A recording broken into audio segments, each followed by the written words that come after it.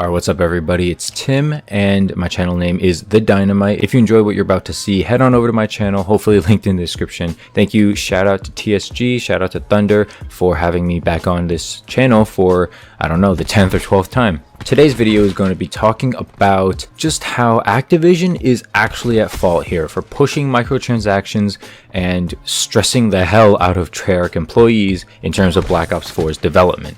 Now, if you didn't hear, there was a recent article from Charlie Intel, but I think originally from Kotaku, something like that, where if you remember, initially in Black Ops 4's lifecycle, when it came out in October 2018, there were basically no microtransactions. If you remember, we had the new contraband system that everyone was really excited for, and then we got later reserves, and through those reserves it's basically now a luck-based supply drop system similar to Black Ops 3, to where you cannot guarantee getting a new weapon, new skin, new camo, whatever. You just have to pay, and we'll see, you know, you never know. Along the way there were some really stupid decisions like the red dot for $1. There were some pre-order bundles like from GameStop that are being resold for like $10-$20, thus negating the point of a pre-order bonus from GameStop originally. And it turns out that this article claims that many developers say that they were as frustrated with publisher Activision never-ending quest for increased revenue, and they were frustrated with the lack of influence they had on it. One developer stated, "It makes you wonder, where does all the money go?" So if you think about it, if Activision is making so much money from microtransactions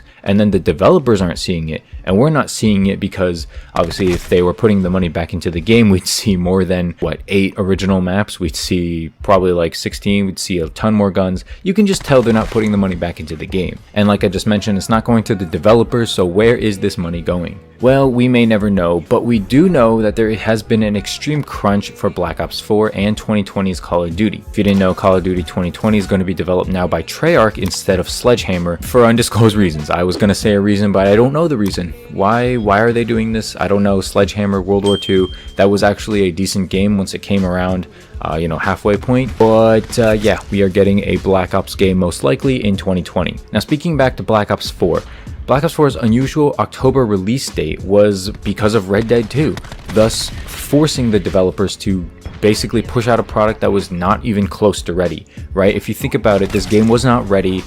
I'd say it wasn't ready until contracts came out, which would be last week. But if you think about it, this game wasn't ready until let's say like December or January. And like Thunder mentioned, I'd rather wait for a completed game than play a game 2 months early that is not ready to be launched. And the only reason they did that is so it could compete with Red Dead 2, which I think it did actually well against, but that's because it came out 2 weeks before. Kotaku's report also highlights that this earlier release date and the cancellation of the planned campaign mode, which I'm going to get into in a sec, led to excessive crunch at the studio, with contractors working way longer hours and extra days. Obviously not fair. Obviously there's a whole slave labor thing we could talk about here, but I'm going to focus here in on the planned campaign mode. So if you didn't know, Black Ops 4 originally was going to have a campaign that was going to be like a 2v2 focused version, to where you play with your partner or whatever, and together you take on your campaign, and then maybe at the end you face off against another 2v2, something like that. Maybe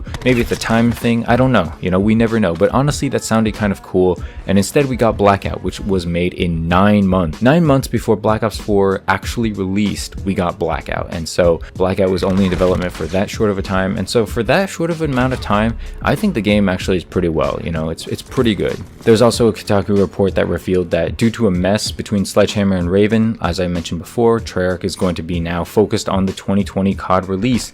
And if you think they had 3 years to develop Black Ops 4 and that wasn't a good game, they now have 2 years, probably like a year and a half honestly, to make a Call of Duty 2020, which is, they're probably either going to make Black Ops 5 or completely redo the Black Ops series once again, because let's face it, the Black Ops name is actually what is going to be selling. QA testers found out about this, and QA testing, speaking of QA testing, oh boy, they were rushed as hell. They did not have enough time. A lot of them lashed out in this article, apparently against Activision and Treyarch, and a lot of these Treyarch QA testers just, they've had it. They have literally had it with this series. And if you're a Call of Duty fan, I feel like you should pretty much be having it too. Like, honestly, enough's enough. Just treat people with respect. They're not treating their consumers with respect. They're not treating the developers with respect, obviously. So why should we continue to respect and support this game by buying it every year, pre-ordering it?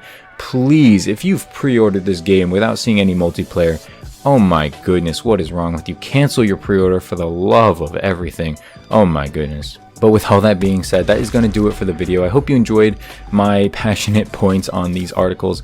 I just have a soft spot for developers and things like that when it comes to this, because it's slave labor. It's just unfair, it's cruel circumstances, and nobody deserves it, you know? Nobody deserves it, especially for this Call of Duty community that basically just complains and lashes out about, oh, why is this update broken? Why is this not working? You know, these guys are really working extra hours and longer days, and we are still complaining. So yeah, just put things into perspective, and that's going to do it for the commentary. So thank you so much for watching. I hope you enjoyed the video. Leave a like, subscribe to my channel, subscribe to TSG if you haven't already, and until next time, I guess I'll see you over on my channel. Thanks for watching, and peace.